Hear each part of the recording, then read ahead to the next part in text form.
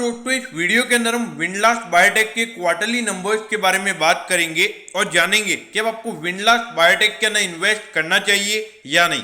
चलिए शुरू करते हैं। तो देखिए, सबसे पहले अगर हम कंपनी के टोटल रेवेन्यू की अगर हम बात करें तो पिछले क्वार्टर के कंपैरिजन में यहाँ पे कंपनी का रेवेन्यू 3% से बढ़कर 110 करोड़ का टोटल रेवेन्यू कंपनी का इस क्वार्टर में निकल कर आया है। तो अगर आप देखोगे रेवेन्यू पॉइंट ऑफ व्यू से यहाँ पे ग्रोथ अगर हम देखें तो ज्यादा हमें क्वार्टरली बेसिस पे नहीं देखने को मिली है। लेकिन जो प्रॉफिटेबिलिटी वाला नंबर है वो 13% क्वार्टरली बेसिस पर बढ़कर 6.6 करोड़ का यहाँ पे कंपनी का टोटल नेट प्रॉफिट निकल कर आया है। तो यहाँ पर अगर आप देखोगे 110 करोड़ का कंपनी का रेवेन्यू है और 6.6 करोड़ का ही यहाँ पे कंपनी का नेट प्रॉफिट निकल कर आया है। तो अगर हम लगभग जो कंपनी का नेट प्रॉफिट मार्जिन परसेंटेज है वो अराउंड यहाँ पे 6% ही निकल कर आता है। तो यहाँ पे net profit margin percentage company का बहुत ही कम है। अगर हम जो ईयर ऑन ईयर बेसिस यानी कि पिछले साल के अप्रैल से जून वाले क्वार्टर से अगर हम कंपनी के रेवेन्यू को कंपेयर करें तो वो 7% बढ़कर 110 करोड़ का टोटल रेवेन्यू कंपनी का निकल कर आया है। तो ईयर ऑन ईयर बेसिस भी ज्यादा ग्रोथ हमें कंपनी के रेवेन्यू में देखने को नहीं मिल रहा है। लेकिन जो प्रॉफिट वाला नंबर है वो यहाँ पे काफी अच्छा निकल कर आया है। अगर हम ईयर ऑन ईयर बेसिस पे बात करें तो ये देखिए, पिछले साल इसी सेम क्वार्टर में कंपनी को 12 करोड़ का लॉस हुआ था और अभी 6.6 करोड़ का प्रॉफिट हुआ है। यहाँ per year on year basis पे कंपनी हमें लॉस से प्रॉफिट में जाती हुई नजर आ रही है। देखिए, पिछले साल कोविड की फर्स्ट वेव थी, उसकी वजह से हमें बिजनेस के ऊपर इंपैक्ट पड़ा था और अभी भी कोविड की सेकंड वेव थी तो उसकी वजह से ज्यादा रेवेन्यू ग्रोथ कंपनी ने नहीं दिखाया है। लेकिन देखिए, जो कोविड की सेकंड वेव थी उसके बावजूद भी यहाँ पे जो परफॉर्मेंस है अगर हम देखें तो क्वार्टरली बेसिस पर भी अच्छा है और ईयर ऑन ईयर बेसिस पे भी कंपनी ने ग्रोथ दिखाई है। यानी कि जो कंपनी का रेवेन्यू और प्रॉफिट में कोई हमें डिक्लाइन नहीं देखने को मिल रहा है, वो यहाँ पे एक अच्छी बात मुझे यहाँ पे नजर आती है।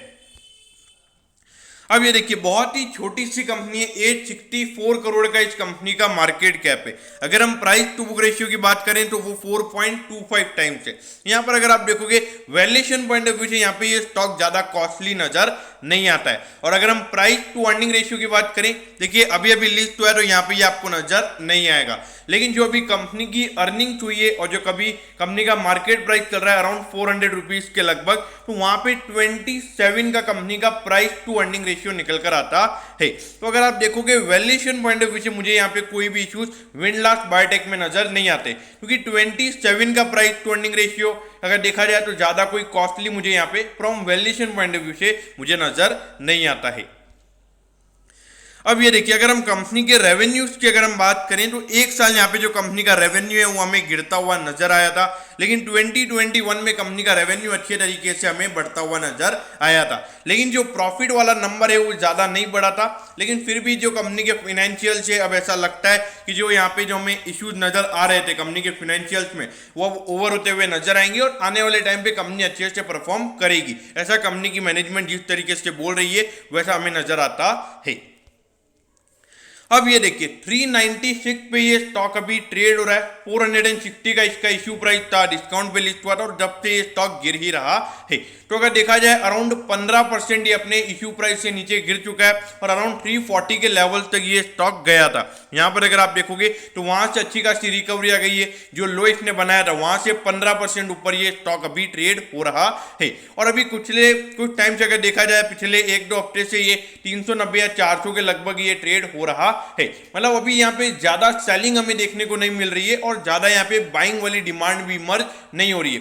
लेकिन इतना जो कंसोलिडेशन है मुझे लग रहा है कि यहाँ पे कोई अच्छे खासी क्वांटिटी में कोई यहाँ पे स्टॉक को उठा रहा है, ऐसा मेरा मानना है। मैं गलत भी हो सकता हूं। तो देखिए, अगर आपने स्टॉक में लॉन्ग टर्म के लिए इन्वेस्ट किया हुआ है, बने रह सकते हो, कोई इश्यूज नहीं है। कंपनी के वैल्यूएशन पॉइंट ऑफ व्यू से मुझे कोई इश्यूज नजर नहीं आते और ग्रुप कंपनी में की जो स्टोरी अगर हम बात करें ग्रोथ स्टोरी की तो ग्रोथ भी अच्छी खासी यहाँ पे नजर आती है। तो long term point of view से मुझे कोई इश्यूज यहाँ पे नजर नहीं आते। अगर हम शॉर्ट टर्म की बात करें तो लगातार कंसोलिडेशन हमें देखने को मिल रहा है। मुझे लगता है ये स्टॉक पे आपका क्लोज वॉच होना चाहिए। यहाँ तो एक नीचे अच्छा खासा ब्रेकडाउन होने वाला है या अच्छा खासा यहाँ पे अपर अगर हम बात करें एक ब्रेकआउट हो सकता है इस स्टॉक के अंदर, क्योंकि लगातार बहुत टाइम से 1-2 हफ्ते से लगातार कंसोलिडेट ये 390 से 400 के बीच में हो रहा है।